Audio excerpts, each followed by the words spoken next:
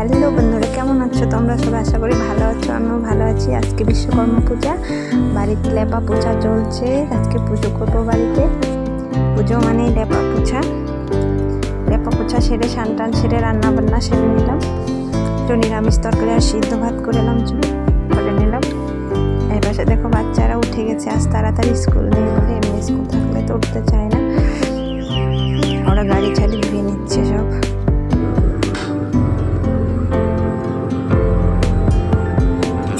পাশে আমরা পুজো শুরু করে দিয়েছি, সব জোগাড় ঠোকার হয়ে গেছে। ও পুজো করবে, আমি সবটা রেডি করে দিয়েছি। মা বলে দিচ্ছে কিভাবে করতে হবে। আমি তো অত জানি না, মা যেভাবে বলছে ওভাবেই করছি।